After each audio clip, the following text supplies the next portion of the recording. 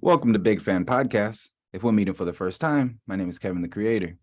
And today we have guests and host Mariel the Hammer. We got John, and we got guest Ethan Westerfield. Okay. And basically we're talking about, running. Ethan Westerfield is a runner in Chicago, up and comer. I just did an ultra run myself, so I'm pretty much into fitness now. And I just signed up I just did an ultra run that was 31 miles. I just signed up for a ultra that is 100 coming up on August 19th. And it's like a charity. Like the purpose of it is it's going to provide a pair of shoes for every kid in this elementary, every elementary student in Lakey School District. There'll be a link if you want to donate money to onesourcepurpose.com. It'll be in the description. Yeah. Okay. Let's pay some bills right now while we on here. Sneakers by the candy of the millennium.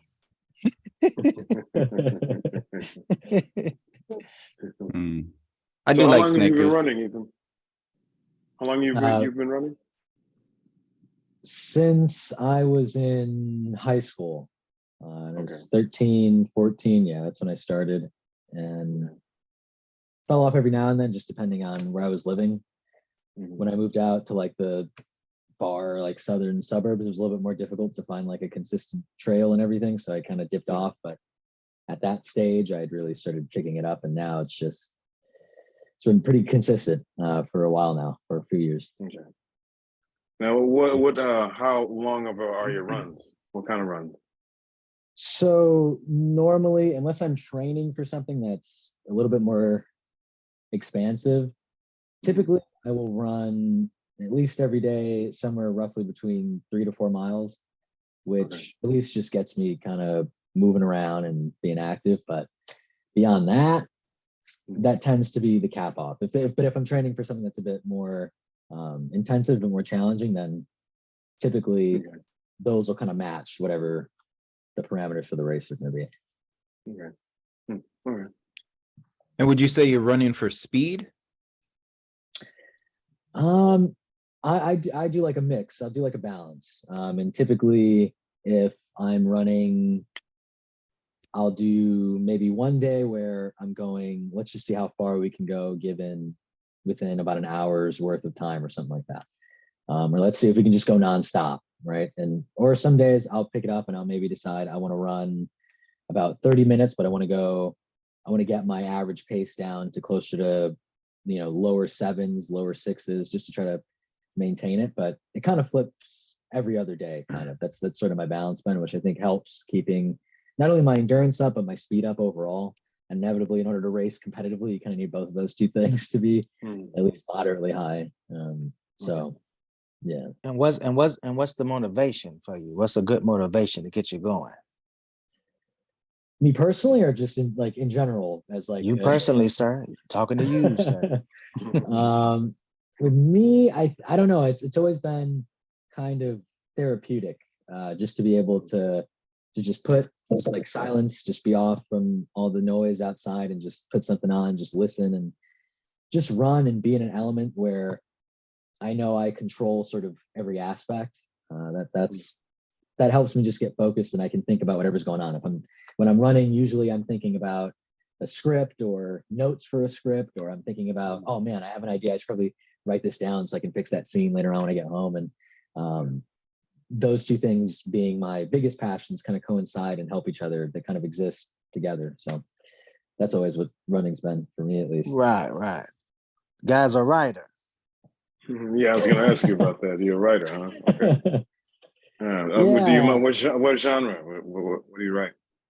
The genre is a bit hard because I try to do a little bit of everything, but I think my stories are more, they tend to skew more towards like revenge and sort of retribution sometimes, I think. Okay. Just Okay. because the characters and the things I write. But generally I like to keep it open. I try to challenge myself with every genre, whether that's if I'm doing a suspense thriller or if I'm doing something more action oriented or something that's more sci-fi fantasy. I think I don't want to just be in one tiny position the entire time. I'd like to kind of expand and, you know, create as much as I can with the confines. Yeah. Oh, okay. I can see how running can give your mind an opportunity to expand your ideas. Yeah. Yeah, and just kind of lock in on them because Yeah. sure, I'm focused on the next step everywhere I'm going. I'm looking at the road, or if I'm on the treadmill, I'm looking at, you know, whatever's projected ahead of me. But Sure. I think ultimately all that kind of stuff becomes background, it becomes scenery, white noise, wallpaper, when my mind is kind of going at the same pace and it's like, oh cool, I don't have to worry about my phone going off. I can just keep going. I don't have to worry about all the nonsense on the outside. Yeah, absolutely. Yeah, good times. Yeah, for sure. The last Well, place you you know, would just no, oh, please, go ahead. go. No, go. No, I was gonna say, you know, you said you were writing like revenge. Um, I had this song in my head as soon as you said that. What's it? Talking Heads, Psycho Killer. You know, always run. That's playing in my head for some reason. I don't know why. Yeah, you run. You know, horror. Yeah. I'm sorry, Kevin. Go ahead, man. That's funny. It's like Talking Heads really chasing great though. them, Yeah. chasing them down. Run, Right, motherfucker. exactly. The Predator. Right, you know, run them down. You know, active pursuit. Yeah, that's what I was going to say. Yeah, active pursuit. You're aware of this hunting style, right? Yeah, Mhm. Yeah, totally. yeah, active pursuit. Just ride someone into the ground, right? And you're a runner. Yeah, it's got Yeah. horror written all over it. Sometimes I can catch myself in the groove of like Yeah, thinking I'm the active character I'm working on, so that can become kind of funny if I yeah, overextend. yeah. I like that. Yeah. So what about soreness? Have you been having any of those side effects? No. I think the only time that I can remember in like my modern age, like post college, that I was really that I ever felt sore was the first time I went to the gym when I was 18. I'd never been. I'd always wanted to go, and I remember I went in for like an hour, and I I remember working my legs, of course, naturally. And when I got off the machine, I looked at the musculature, and I was like, oh my god! I'm like, it only took me like 20 minutes to get that big, but in order for me to get that big, normally I'd take me like a whole week's worth of running, you know? Yeah. And I remember that the following days I had to I was taking a bath, and it was just the water was so warm in my body. I felt like I couldn't even move my body. Like I couldn't bend my arms, my legs, like nothing. Oh, wow. But now I think because I've been doing it for so long, I've been pretty consistent with going to the gym and just trying to be active every day. Sometimes a little hard because of scheduling, the work interference, or if I have plans or whatever.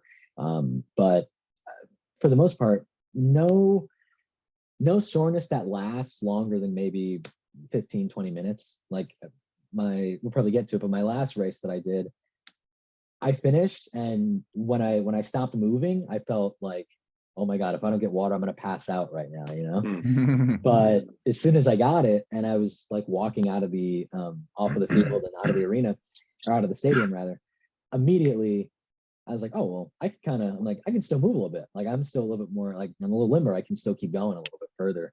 But nothing that ever lasts. Like as far as soreness, I think it just over time it stops becoming as grueling as it was when we first started. Yeah. So Hey, that arena, which one was that? the last one I did, it started and ended on Soldier Field at like the That's what I 50-yard thought. mark. Yeah.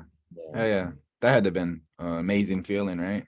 That was, yeah, I mean, I initially starting and sort of um, running through sort of like the player tunnel, you know, where they're packing in all the vehicles and all that kind of stuff.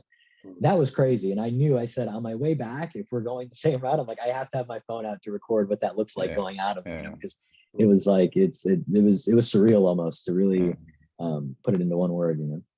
That's like this is what we do, like that feeling when y'all hyped up and shit. Yeah, Yeah. super triumphant feeling for sure. Yeah. Oh yeah. Yeah. Hell yeah. So man, like 8 years ago, I made this YouTube video and I took it down though. I still have it. I was like, I'm gonna put this shit back out there. But I was running I was running the plan was 13 miles and shit. And I was like, it was winter time. I was gonna go run in the park. And I'm like, I'm gonna make this video. And I didn't bring no water with me. And I don't know what the fuck I was thinking and shit. And so I'm running and stuff. I'm like, oh yeah, you know, it's kind of easy, you know, just like riding a bike and shit, you know. But by I guess mile 8, I started to feel it, like the dehydration. And then like mile 9, I put the camera on me and I was like, I'm kind of thirsty, like, you know. And so I made it to 11.4 miles. And then the next scene was like me in my bed and shit, like explaining what happened. And like visually, I remember everything. What happened is I got dehydrated, sickness though, where I went in, drunk like a couple glasses of water, and then I had like diarrhea. I was throwing up and shit, cramping, you know, like, and I was like, wow, you know, and like I laughed at the video because I just watched it before I did this, and I was like, man, I hope I don't, like, with this 100 miles, I was like, I hope I'm not like so naive, you know, like how I was then, you know, and be like, oh my God, you know. 100 miles, man. Wow. How long you have to do it? I have 30 hours before it's the cutoff, you know, 30 got to hours. complete it in 30 Wow. hours. Wow. Well, I Yeah. think this is the best time to tell y'all guys that, you know, I will be running this Oh summer yeah? Okay. for cancer. Yes, Yeah. yes. Okay. Breast cancer. No, don't clap. I'm just joking. Oh, I had you, John. I had you there. yeah, you did, man. I was gonna congratulate you too, man. That was noble. That's a No, I goddamn might- devil. I The might devil go. I right might- there. You over there Yeah. lying up. He playing with cancer right now. Ooh. No, you know what? I am thinking about it since all y'all running. It kind of making me want to run too. No shit, I mean shit, you're tiny. I got a lot of no, it don't mean nothing about your weight. No, it does. Like No, it don't. I'm it telling you, does. I You're may running. pass out. No, I have. Look, it's been times. I know when I used to be like a heavy smoker and stuff. It's been times where when I used to like do not even running, just wrestle with somebody a little bit, and it would feel like somebody stuck a knife down my throat into my windpipe. And, you know, and so that is the worst feeling because you feel like you're about to die at that point. But is that from you being like tiny? You know, tiny No, guy? that's what I said. No, it ain't about tinyness. I think that got something that had something to do with my wind that I had, how much wind you know what I'm saying? Because I think I was smoking that much. Yeah. So yeah. That or your weak sauce. Well, we know you gonna look at you gonna try to get real negative. Nah, I'm just playing, dude. Don't go get your tissues. Don't get my panties in a bunch. Go ahead. And Yeah, you know. Like, calm down. He's gonna just leave. I'm out of here. Well, goddamn, do the podcast without me. I think you should do it though. It's fun, man. Even if you're, you know, if it's something small, you know, if it's there are races that go for like a mile, you know, like you know, it's not. No, I gotta start off. I gotta start off with the you know the minimum because yeah. Now when I get it, you know, I know the training, a lot of training, you can train your body to, you know, prepare for something like that. So I think I want to try to take that route as much as possible before I do it because I don't want to be sitting up there on the side of the road somewhere coughing up my spleen. You know what I mean? I want I want to be prepared now for it. Give it a shot, a real good shot. Sure. So Ethan, you just finished a 10K in the Soldier Fields one, and how long did that take you? That took me 52 minutes and 37 seconds. I think that was the final number. That's Um, fast. my target score for that one was at least under 55 because I had done a 5K at the end of April. So that took me, I think it was like 23 minutes and like some change. And I was like, okay, man, that's fine. That's better than all the practice times I got up to that point. And with the 10K, I was really nervous about my time, my placement, because I was just eating shit. Like I just didn't care. I was like, I was hardly doing what I should have been doing to really prep for real. And I also had gotten like a new pair of running shoes. So that was tricky because your foot has to get accommodated to a whole new fit now. So that was tricky to navigate. What shoes? I'm curious. They're like these Nike Air ones. I used to always just work out in these Adidas Ultra Boost. That's what I always wore at the gym. But these Nike ones are a bit more. I shouldn't say this because I most everything on my shoe rack is Adidas, but the Nike ones clearly feel like they're designed for all-terrain running, which is really good. They're form-fitting. They're like a mesh kind of build to them, and they're super sleek. But Ethan's gonna mess up his Adidas contract. He's like, ah. No, I'm gonna ask you something, Ethan. This off topic like a mug. Do you shave, Yeah. sir? You don't shave your face? Sometimes you get like little stubble down here that I have to kinda, so you don't grow a beard yet. You can't grow a beard. No, yet. I just have the little, fuzz on the side. Because I was just looking at that. I'm like, his face don't look like he have any hair coming out of that. Just it's like you might have a bit of a mustache. I think that's the Native American. That's the Native American and stuff. Because I don't really get facial hair. I gotta grow my shit. If I cut my beard off, that shit you don't growing. you don't like you ain't getting this right here on the side there, Kevin, either. Look like you got too much. I don't know. Yeah. Oh, I'm full-fledged with the beard now. I can get Santa Claus on you. Hey, look, I get a biblical beard on you. No, but back to those shoes though. I just watched a movie. Called Air. Is a Nike movie, and I illegally watched it. Yes, I streamed. And no. And I think it's Matt Damon in it. But basically it's based around how Nike started. And basically they were like a $3 million company, like yearly. And it was basically runners, runners would wear the shoes and stuff. And they were trying to get like more, like use their media and stuff and try to get like a basketball player, but their budget was so low that they couldn't afford anything. Anyways, they try to get like their whole thing is based around getting Jordan and building a shoe company around one person, and their shit went from like $3 million a year to 186 million every year, billions of dollars and shit, That's a great fucking movie if you guys want to check it out. I was a bit inspired and shit because it's Jordan, I'm a big fan of him. He's the man, Yeah, that was easily so far this year. Movies have been kind of like wavering a little bit. Summer looks good though. Summer looks promising, but I remember going into it. I told my dad, I'm like, I don't know if this is going to be, how can they make that entertaining? But I left it like, okay, this is going to be probably one of my top 10 films of the year, honestly. Oh yeah, wow, okay. Yeah. The performances are great. The directing is great. You feel like you're back in the 80s. It's really, really good, really good. Wow, which movie makes me want to see it more now? Air. Which movie? What movie? The one you were Air. Okay, I was just making sure we're talking about the same movie. I was like, all right, yeah. Okay.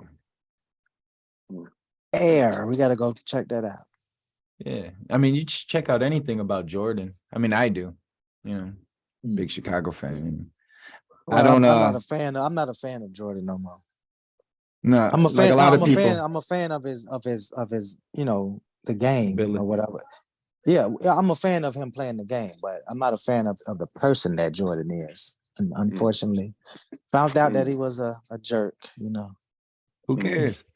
Shit, He's a You billionaire. found out All years billionaires later do. too, like, he's all old now. Now they're like, he's a jerk. He held, he was able to, be presentable, more than like most of these presidents and shit. We find out they're jerks immediately. Like, damn. Yeah, that's right. Well, Yeah, but I run in Nikes. I'm trying to get sponsored by them, especially like after watching that movie and shit. I was like, yeah, Yeah. Nike. Send me some kicks. Mm. Well, okay, so I'm trying to wrap my mind around 100 miles. Even in a car, 100 miles is a good drive, and that's a machine. So you're going over like nice even terrain. It's not like in the outback type shit, right? No, it's like in the woods and gravel and Oh yeah, And- so it changes, right?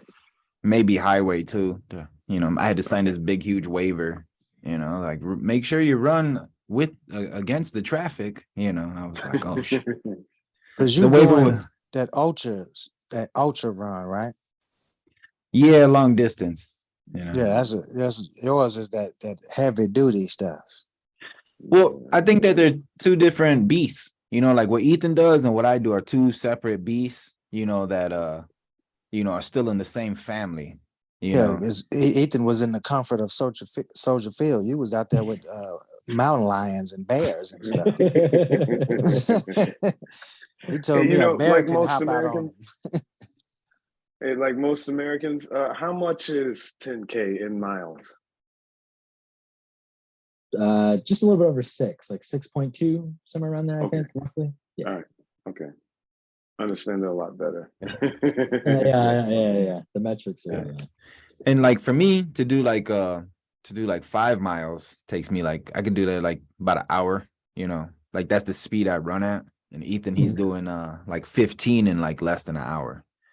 So he's running at like 3 times what I would run at and stuff, But what's crazy is like I checked out like the elevation. I couldn't get a map for this shit. And one of the problems I had last time is my I use Strava. And in some of these rural areas in Missouri, like where I was at, I didn't have any reception. Like even my phone was dead. I couldn't make a phone call if I needed to. And so I didn't bring a map. And I didn't even count like how many aid stations there are. So like, let's say I'm at Mayo, I was in the 20s and stuff. And so I get to the aid station. I was like, oh, how many more miles do I got? And the lady says, or the man says, I can't even remember, but they were like 2 miles. So I boom, run. I'm thinking I'm finished with this run.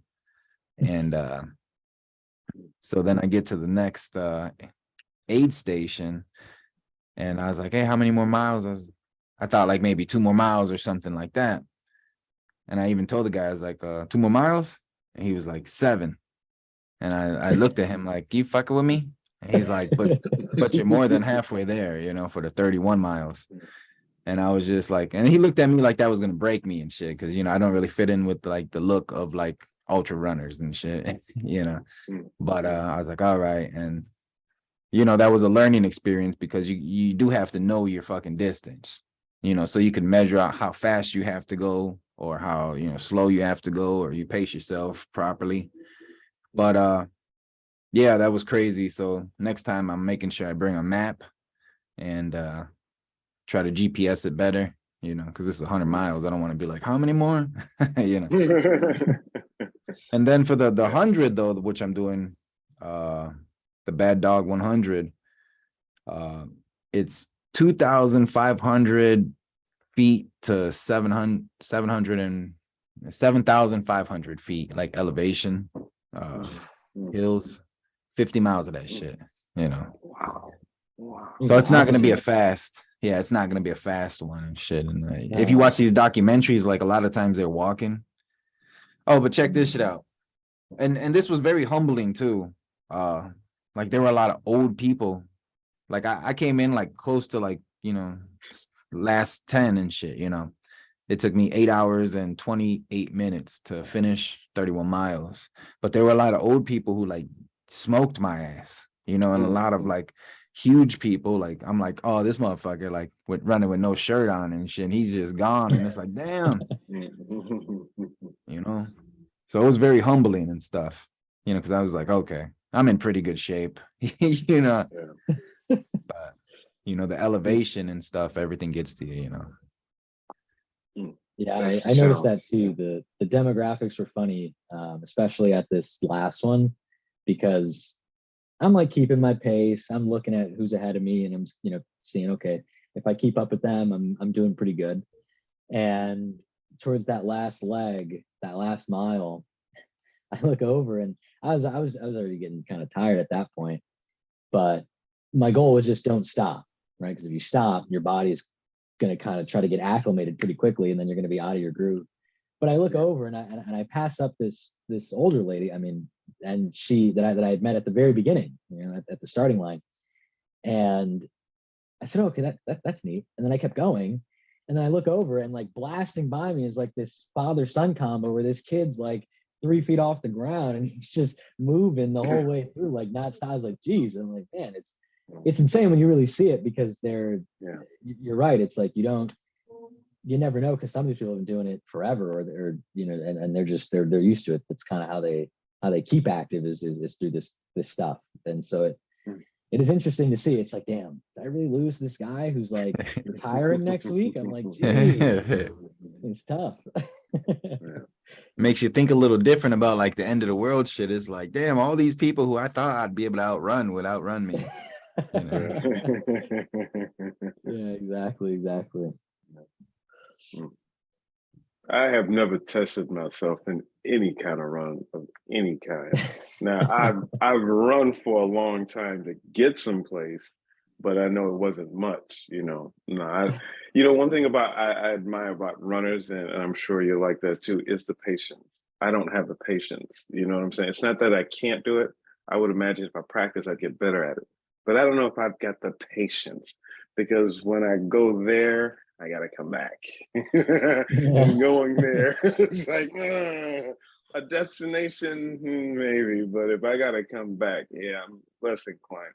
But I admire the running. It really takes a level of patience. Yeah, I think. Yeah. Well, John, we were just talking and stuff, and you were telling me about that fitness challenge that you did last month. Yeah. Tell him John's getting swole. Show him, John. Yeah. Show real. Oh, you like you been in jail. Yeah. Sit down, penitentiary. Sit down. Yeah. No, I just been doing push-ups. I mean, I heard the call. There was a 3,000 push-up for the month of May challenge. I said, let me give it a shot. You know, it's been a while since I've done anything. So I got down on the floor on the first day and I did 100, but it took me 5 sets of 20 to get to 100, you know? So fast forwarding, some days were real hard. You know, I didn't want to do it and couldn't do it. And I know I needed to give my body some rest. I wound up getting 960, didn't get the 3,000, but 960 I thought was a pretty good start for a first time. So now for the month of June, I'm going to do a 2,000 push-up for the month of June challenge. And right now, I'm about 150, and I'm going to do probably maybe 150. I mean, I'm doing that 100.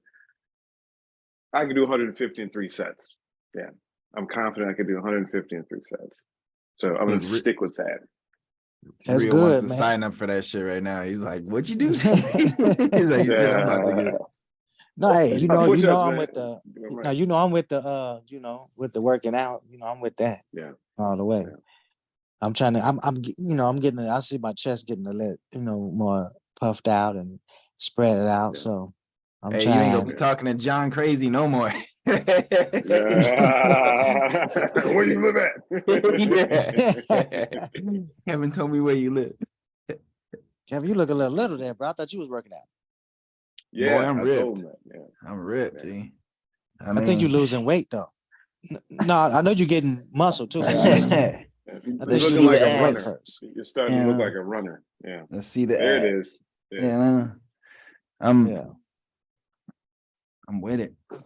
But I've been doing a lot of playing with my diet. I play with my diet a lot. No, I know. You still fasting too? Well, in Chicago, when I went out there, I was eating a lot of cheeseburgers, a lot of fast food, drinking, a lot of beer. So like that stuff, Probably when you're about my age, that shit, like you eat a burger, you gonna see that shit. Like, damn, you You gonna know, shit. where's that pack at? 6-pack ain't there no more. Yeah, yeah. Yeah, You're that's talking yeah. about burger. Yeah. So Ethan, Yeah. so what's your prep before a run? Do you eat a particular kind of food? No, actually, Oh, I'm the opposite. Yeah. Whether I'm working out or if I'm going to the Ethan, I gym in think the morning. Ethan, I think your mic I don't know, it just started Oh, chattering like Sound like it was rubbing let up me against see. something. like it was being dragged. Yeah. My bad. I know. Take more. But I don't think that should be that big of a problem. I don't know. Let me know. I'm like kind of getting some drops. I don't know. It's really staticky. Is it Bluetooth? Yeah. Yeah, I think. Getting worse. It Yeah. was clear as on the word earlier. I don't know what happened. Yeah. Okay, give me 1 second. Give me. Yeah. Like you could try to unplug it and plug it back in. I think because he moved it, because when he Yeah, came he back did on the something. screen, he was Yeah, 'cause moving it. he- So I'm like, what is you over there doing, brother? Well, he did like that where his screen went like that. He did something and then it was like, oh, Yeah, he must have moved it or something. But and that's what knocked the sound over. Let me see. I don't know. Am I back? Is it okay? No, yeah, you Okay, good. yeah. You good. Yeah. Perfect. Okay. The No, pressure I was got on this- for him. He was like, No, I no. had I got my. Oh, you I just was ruined my prepping- podcast. No. I hope not. I was I was prepping with my laptop, but I think the combined heat of that screen being on with my phone being on, I got a little notification that was like, your phone's getting too hot. And I was like, oh, okay. Ah, So yeah. I had to switch it up real quick. But oh yeah, you asked me about run preparation. Typically I've been like that forever. If I am doing like a basic workout at the gym, or if I'm doing a long run or a race, I just like to be up at least about an hour and a half beforehand, particularly for a run, an hour and a half, so I can get ready, have time to relax and kind of focus up. And I'll try to use the bathroom. So whatever that entails, whatever comes out, comes out. I'm just trying to clear my system so I'm good. And I will immediately just not, I try not to eat too much, because that I think negatively affects me if I'm trying to be active. I don't know. I just don't want to get any funny feelings in my stomach while I'm, trying to complete 6 miles. And by like mile 4.5, I'm like, my stomach starts, cramping on me or whatever because of a bowl of oatmeal or something.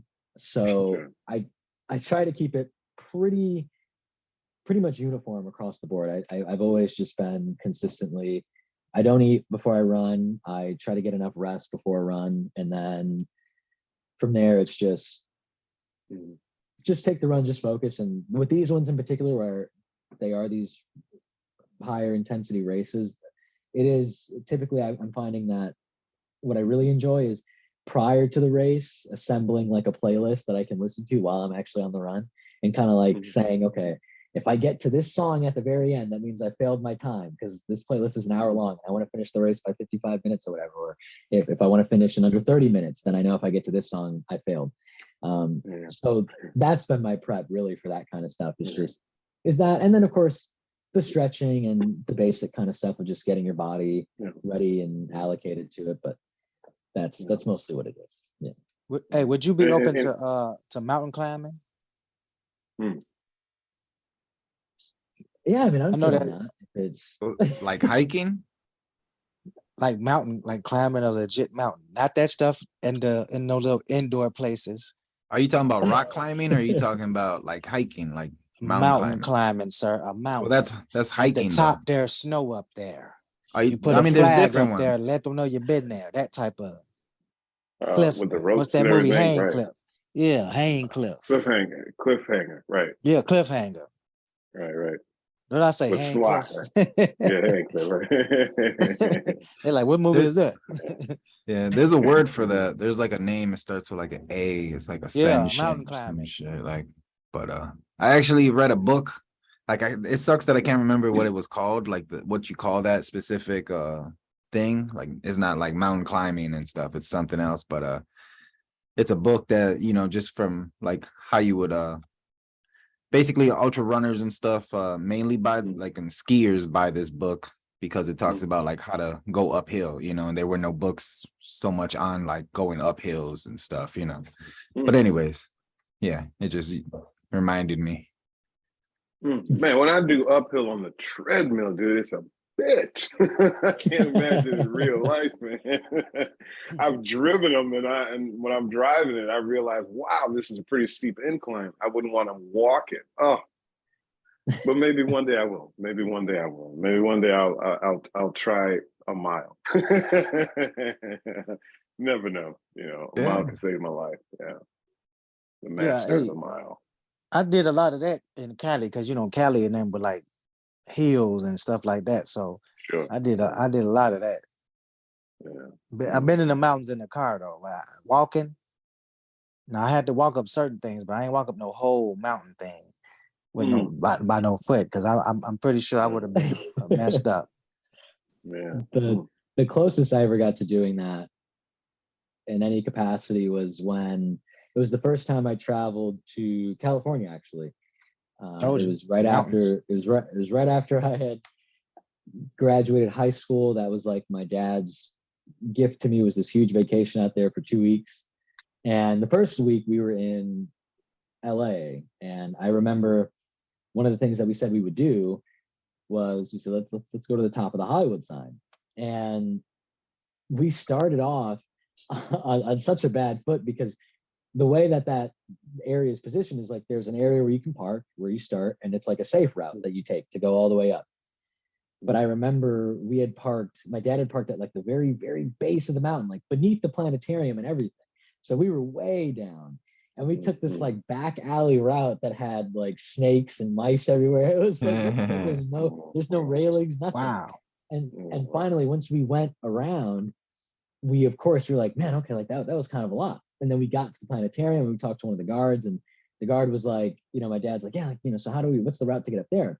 And the guy made a joke. He said, well, just tap your heels 3 times and you'll be up there. And it was like, he's like, you got a long way to get up there. And I was like, oh man, it was grueling, but it was grueling for my dad. I remember every time the way that the backside of that mountain is designed, there are these ridges that go in and out. So every time that you circle around one, you see another one. And every time you're on the next one, there's another one. And it's just constant. Wow. You're just going up and up. And I just remember reaching the top was a lot of fun. It was like, I mean, you see the whole city, whether you're looking at it from the sign head on, and you're looking at the downtown area and everywhere else. You're looking behind it. It's like I bet.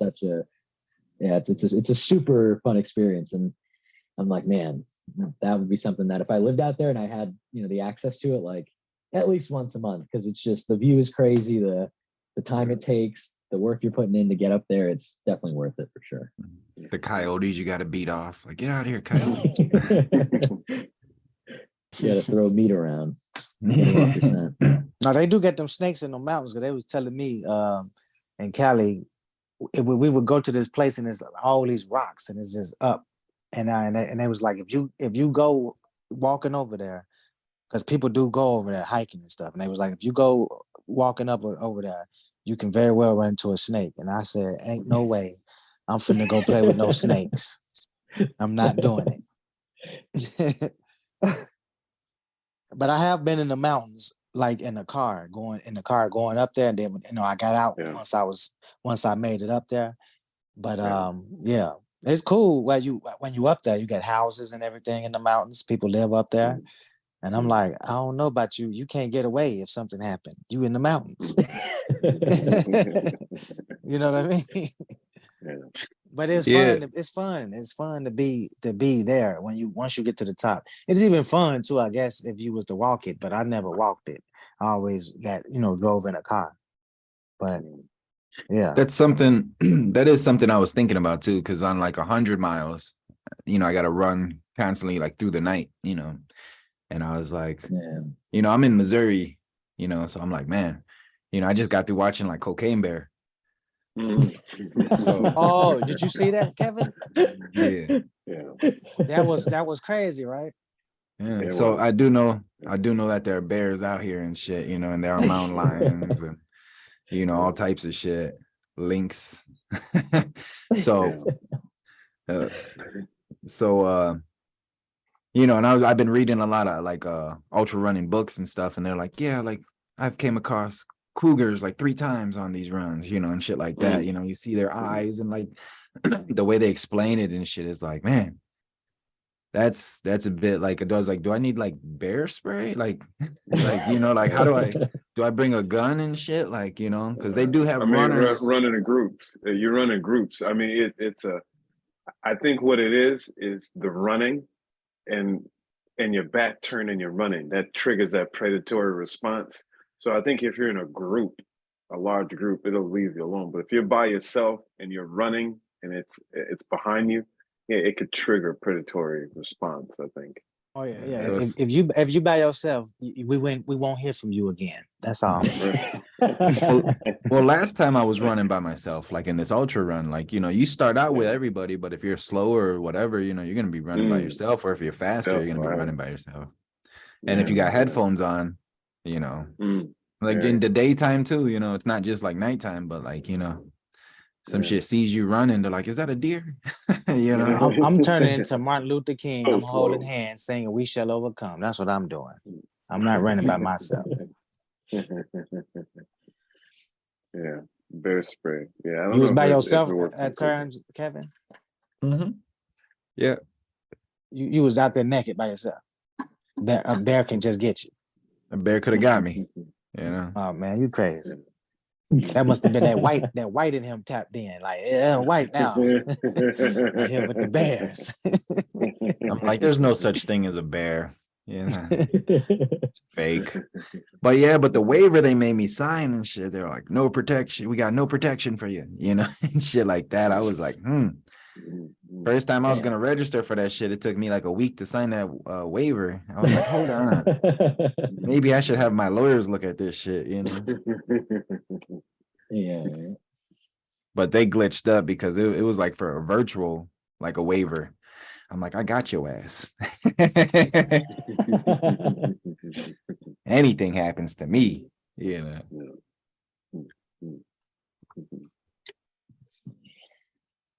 Oh yeah, hell yeah.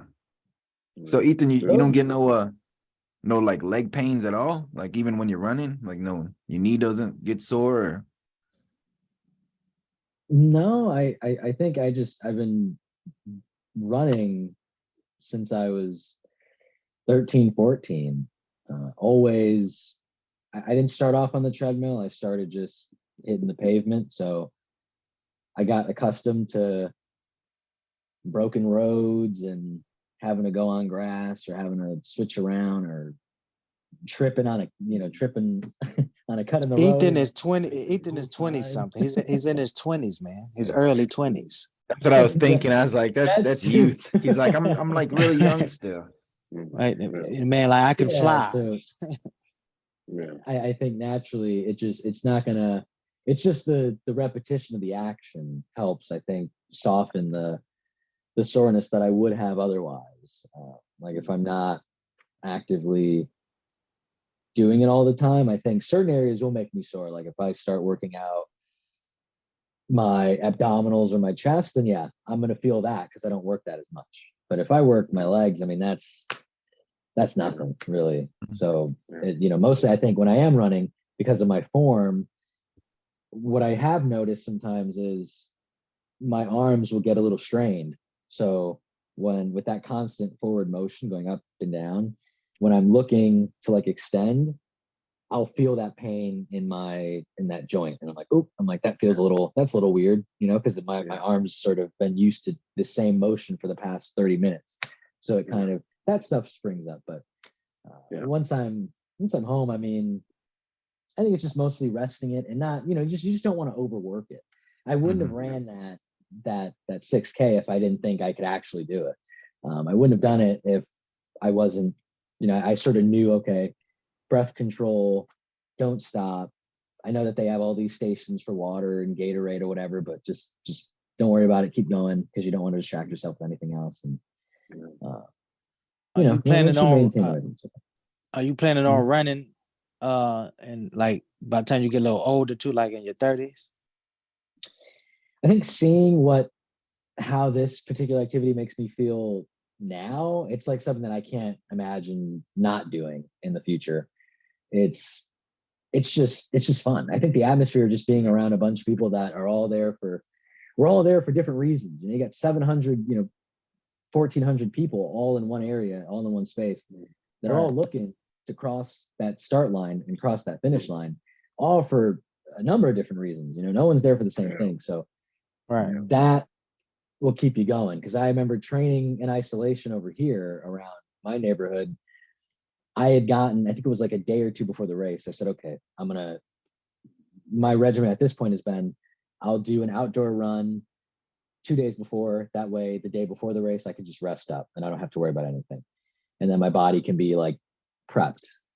So the training I did days prior to the race, I got up to about 5 miles around there and I stopped. I was like, oh, and then I really felt the tiredness come out. And that got me a little nervous because I said, oh, I got about another mile and some change that I have to complete to get this thing done in a couple of days. But once you're kind of in that environment and you're surrounded by all those people and the path, the route, I think there's no feeling like it. So for sure, definitely, I want to keep racing, for as long as my legs will give me the opportunity. That's good to hear. That means you're enjoying it, man. That's good. Do you have any? Let's talk about some of this writing though, because the man is writing as well. Well, do you have any like runs coming up, like that you've been looking into? Yeah. And how do you feel about like? How do you feel also about like, would you do like ultra runs yourself or? Because I think you could do it. For your first question, I think I would like to do a race at this pace every month. I think would be great until it becomes something that I can do maybe bi-monthly or every week or something like that in the future when I feel more prepped for that. And I would, but at the moment, because as soon as I got home after my the SF10, I checked the same website I did to find my past 2 races, and I noticed a couple, but nothing that would like scream, nothing that like really stuck out to me that I was like, oh, I got to participate in that by way of the rewards at the end or just the distance, right? Because I'm mostly looking for every race, and I know it's not particularly possible, but I would like to keep going, like starting off at 5K, then bumping up to 10K. It's like, okay, how can we keep getting further in the distance? But at the moment, no new races on the horizon immediately. Also, because you got to pay for them. I don't right now. I'm trying to save up for a vacation at the end, at the end of the summer, and I can still pay for the races and still have more than enough. But it's just kind of like, I'll keep the change now. I got the experience, and I'm not going to stop running outside of it. So it's, the races will come around, but I think definitely looking at it for the next year and like just wanting to, already like meeting new people who are first timers or have been doing this for a long time has been fun to kind of get their perspective too. So races in the future, but in the immediate future, not right now. But to your second question, I love the stuff that you're up to, man. I think that's so cool. Like that to me is like the most, I've seen videos on that kind of stuff in the past, and it's like the most visceral form of exercise that you can have. I mean, you are beholden to the terrain, to the environment, to anything that can happen. Yeah. I mean, it is like if it rains, it's still going. You're still going, and it doesn't matter if I'm running by and it starts raining by the lake. Okay, the concrete gets wet. You run out there and you're knee deep in the wilderness with mud. It's like that's going to totally change the way that race goes. Oh yeah. But And then, that kind of stuff I would really like to do. I think it's because it feels like the test, I'm like the biggest Yeah. test I think is really like a triathlon where you're doing everything all in one go. But to me, I think an ultra run where it's like I'm not running an ultra to break a record or to set any kind of pace particularly. I'm doing that to complete that thing against all the obstacles that are going to be around me at that time. But I'd definitely be interested in that. I think once I can kind of match like my endurance and my speed where I feel confident and comfortable and like, okay, I can operate in that way, or I know that, okay, if it's 100 miles, which sounds absurd, so best of luck. I mean, that's tough because even having done 6, I was like, oof, okay. And I still feel like I could do more, but the idea of understanding how to pace yourself, I think is going to be the biggest thing for that. And that's where I think I need to train, because I started just to kind of go back to my experience with the last one. I told you I got these new shoes and I'm like super excited to run in them. I was like, oh, okay, they feel good. As soon as I look down, right before they, the announcer goes, okay, 30 seconds for group I. And that was my tag. And I'm like, okay, all right, cool. I'm getting ready. I look down. I hadn't looked down at my feet almost the entire time. The first time I do, I see, uh-oh, my left shoe, the laces are kind of loose. I'm like, okay, maybe that won't affect me as much. as soon as the horn goes off and I get to running and I round that bend and I get over like the shock and awe of like running through Soldier Field, I look and I'm like, oh, great. I'm like, they're just flailing in the wind. I go maybe another like quarter mile or so. And then my right shoe gives in. And I'm like, oh God. So I literally, now I'm forced. I have to stop and I have to time all over, I have to do that all over again. And it's like, that was one of those things where after that happened, I saw the people that passed me up and I said, okay, I'm getting my spot back. Like I'm getting ahead of you. Like, I don't care whatever happens, I'm getting past you. And I worked my way to do that. But I think once I got to that point, that leg of the race early on, I was like giving it everything. When if I paced myself a little better, I probably would have finished the race at a higher placement with a better time had I just paced it out. And I think that's the biggest thing that you need for an ultra marathon, is just making sure that you're not gassing yourself out in the first, hour, 2 hours of this thing, and you have what it takes to go all the way. Because I think going back to what you said earlier, it's true.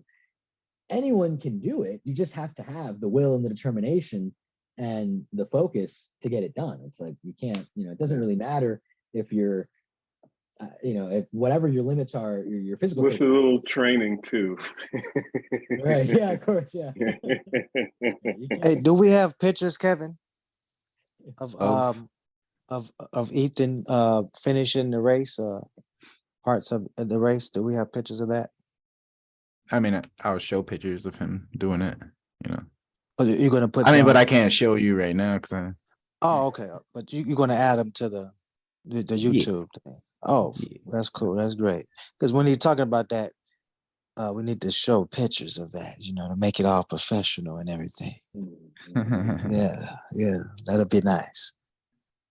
Yeah, they're all up on my socials. They're easy to find. Yeah, because I seen pictures of it, man. At first, I didn't know what y'all was talking about. Everybody was congratulating Ethan, and I'm like, what'd he do? And because I wasn't going to the chat all the way. I saw that, and so then I actually was like, let me scroll over and up there and look at what. And then I seen it. I'm like, oh, he running. And then because I know Kevin said he was running too, and I was like, so they both running. They runners now. It was cool. So it was nice, man. I saw that. The pictures make it look real. What's the word I'm trying to? Hey, the hate almost slipped out right there. He's like, oh, they're runners. They're both runners. You see how Kevin? You see how he was Kevin like, that's cool. That's cool. That's fine. You see how this guy mind worked. No, I like it though, because when Kevin told me he was doing it, because I never thought about it like that. I always thought about like, you see people running, right? I always, from my point of view, it always just been white people running. So I was like, okay, that's some white stuff. And then when Kevin told me he was doing it, I was like, okay. And then I found out Ethan was doing it too, and I was like, oh, now you're thinking about what it consists of. And I said, I guess it is kind of hard to do. It's something. And so I was like, because I was like, what is the purpose of doing it? And so now hearing what y'all saying, now I see the purpose of it. The purpose of it is like, is a goal you set. You're doing something. You know what I'm saying? You're pushing yourself to do something, and something that a lot of people, can't do. I mean, they could, but can't, or not doing, or because you gotta do stuff to be able to go far into that. If you're gonna do it and do it right. And so, yeah, I see that now. And like another thing I'd like have to mention is like what even got me into like wanting to even do like ultra running would be a book. Well, I don't know who's heard of David Goggins before, but he has a book called Can't Hurt Me. And it was back when I was working at Amazon and I listened to audiobooks all day. So I was like, let's see this stuff. And basically his message is like you can do, you could do whatever the fuck you put your mind to, and if he didn't, do what he did, then he would be like a 300 some pound fucking roach exterminator, but he changed his life and, became like one of the best like ultra runners in my opinion, with the mind and shit, That's good. That's good. I got intense with that.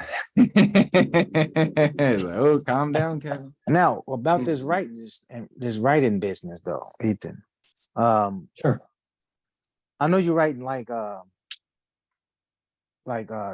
scripts and stuff. So are you also gonna combine this writing with the running? Like, are you gonna write a book on your running experience and things like that? I think those two things are not my love for fitness and just being active and my script work are kind of, they cross over Separate. a lot. Right. No, Oh. they actually do cross over a lot. Not by the way of like autobiographical or something like that, or Right. sharing lived experiences, but majority of the characters that I write, at least in one instance, you're going to see them working out or running or something like that because it's just sort of instinctual to me. That's kind of Oh, how okay. I get what you're saying.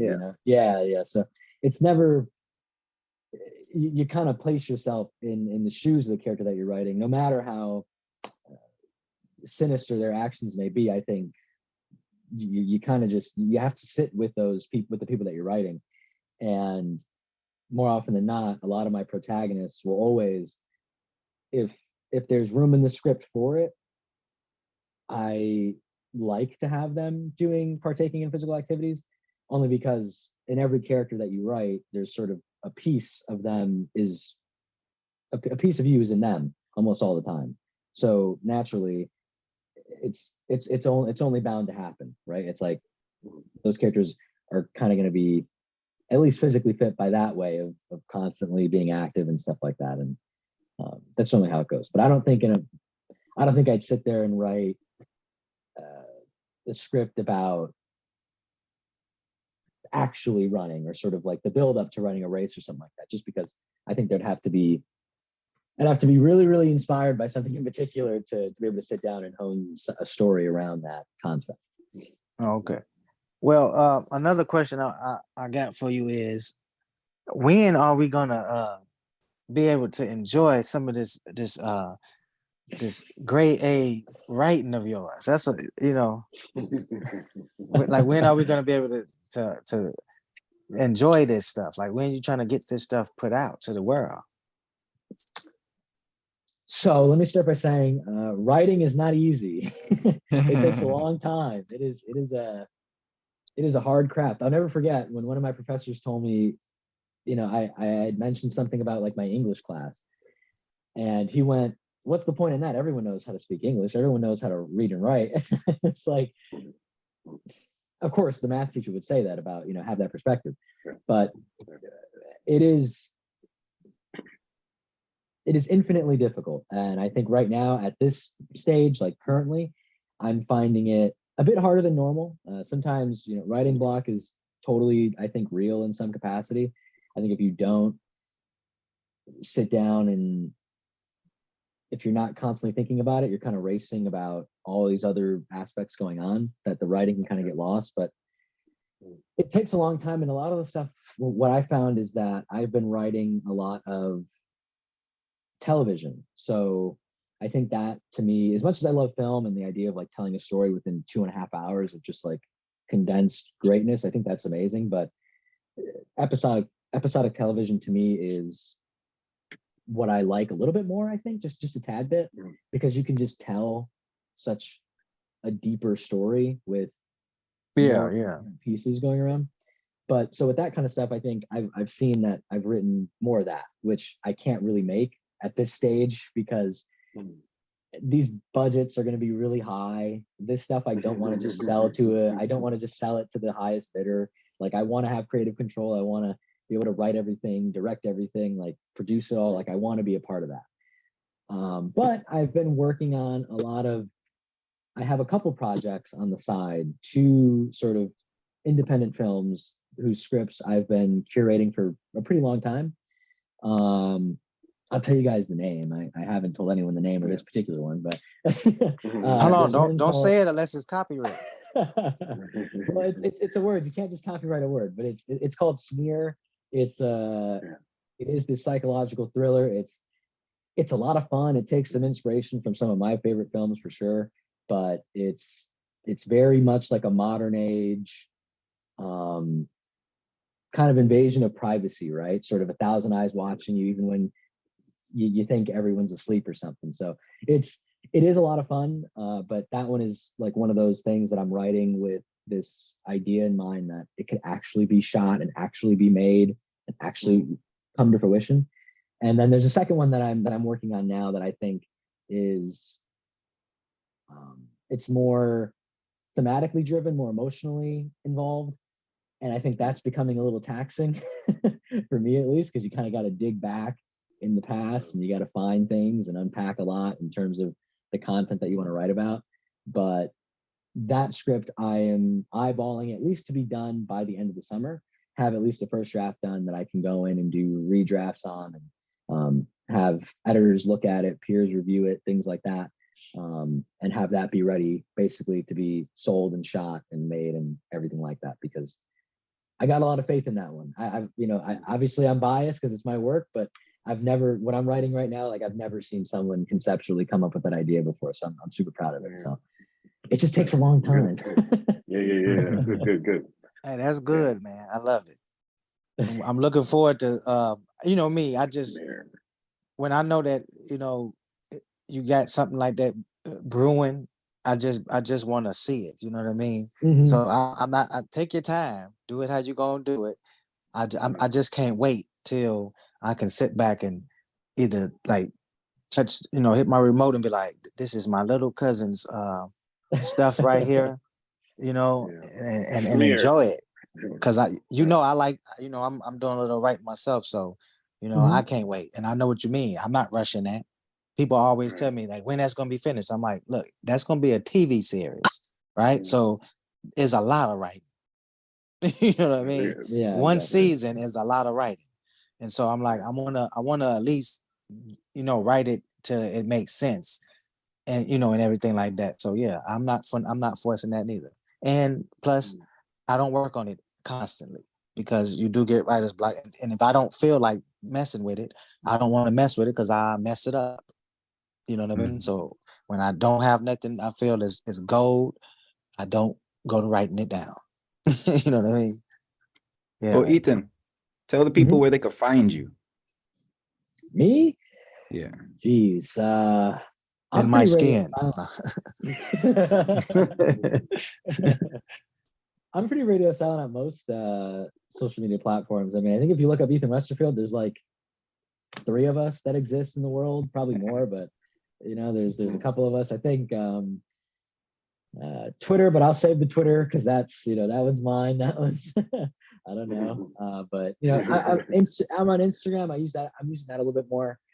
Trying to kind of get more involved on that particular platform. So all of them, I'm pretty sure we can link stuff or whatever. But yeah, I mean, I'm not that hard to find.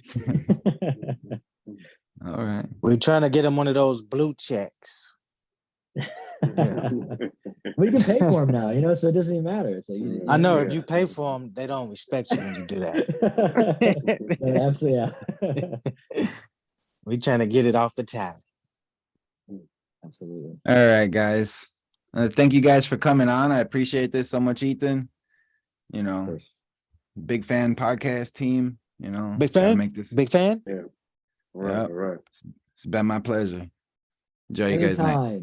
Anytime. All right. Have a good night, brother. All right, good night. All right.